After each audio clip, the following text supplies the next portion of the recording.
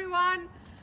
We are post-Pesach. We hope you all had a wonderful and healthy, fun, loving, beautiful Pesach. We did. Now we move on, and here's the Rabbi.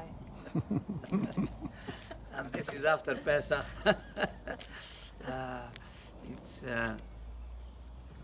The parasha this week is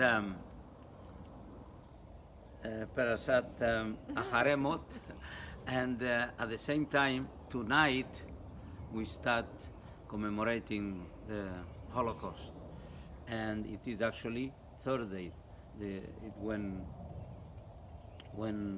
is the day per se, but we start from the evening. Is when in Eretz Israel, everywhere, all over the world, there are programs about the Holocaust. Everybody needs to know about that. And I'll try my best to relate a little bit to the Holocaust, our parasha. Our parasha begins, the first portion of it is all about the service, the ritual of the Kohen Gadol in the day of pardon, Yom Kippur. And it speaks there about all the korbanot, all the sacrifices that he would ritually offer on behalf of himself and his family, and on behalf of the tribe of the Levi, the Levite, the Kohanim, and on behalf of the people of Israel.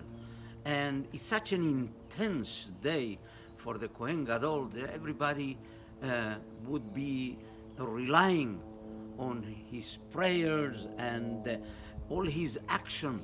It's itemized in the Torah, everything that he has to do, the complete service. And that's why the Torah, when commands us to have a day of Kippur, a day of forgiveness, that day we read this portion of the Torah, Achare in Shachrit, in the service in the morning. And then there is the latter part of the portion of the Torah that deals with the forgiving the forbidden marriages that the Torah, that we call the erva and the incest and so all those forbidden marriages. And at the same time, it instructs us there in the Torah. It teaches that it's important that holiness, and purity, this has to be something that we have to keep in mind in our lives. What we have to do, all those things are things that are part of our life even in our days. That chastity and morality it's the core of our life, how we have to deal with other people and with ourselves. And so the Torah speaks a lot about this, and that's why the second part is also included in the tefillah, in the service, on the prayers of the day of Yom Kippur in the afternoon.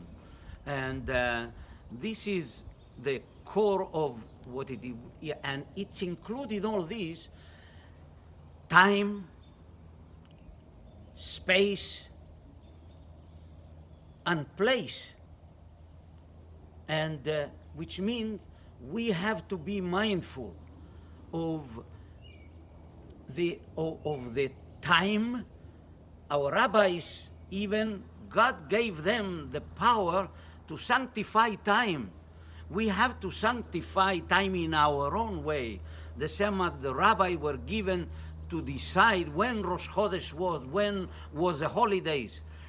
That's how the Torah says, Chodesh hazeh lachem, Rosh Chodashim, before Passover.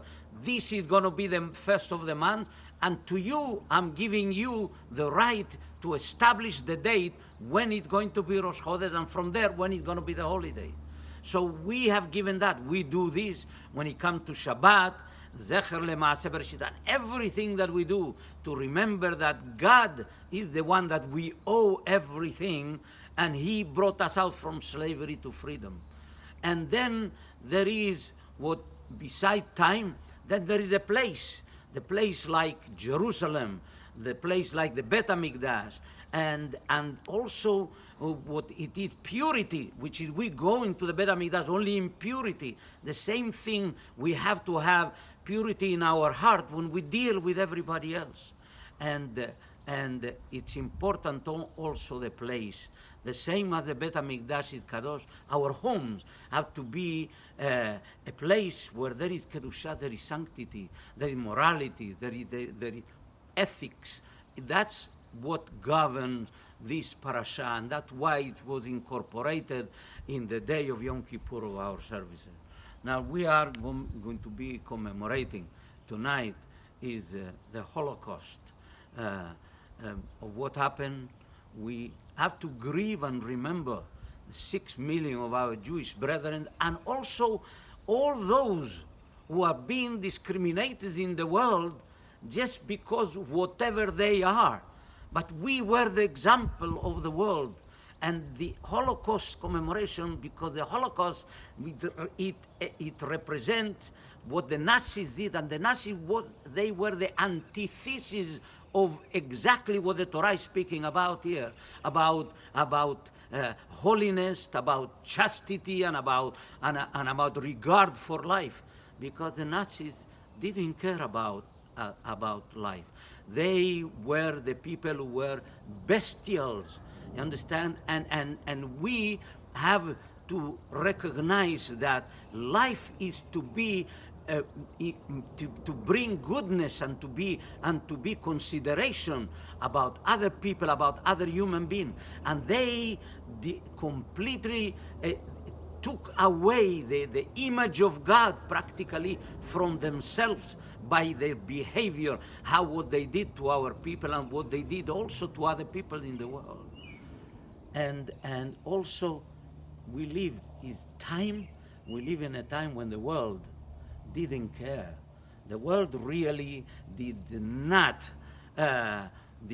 come absolutely completely to the rescue when it ended up that 6 million Jews were slaughtered and massacred. And so that was also a time that you cannot compare the time when there is Kedusha and sanctity in the time. And also the value of life. They did not value anything that it is created in the image of God. And what we need to learn and to be an example to the world, that we value those things, and more than anything, the value of life should be paramount and most important.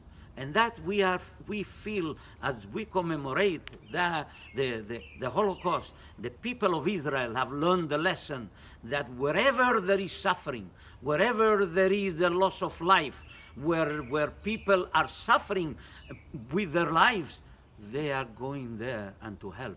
And this is what we have to learn and to teach the world. So I hope that the memory of all those righteous who were taken from us, those 6 million, and everybody who really were part of us, and that we remember with love and with affection, their merit should stand for all of us, and we should learn the lesson of what the Holocaust has to teach us.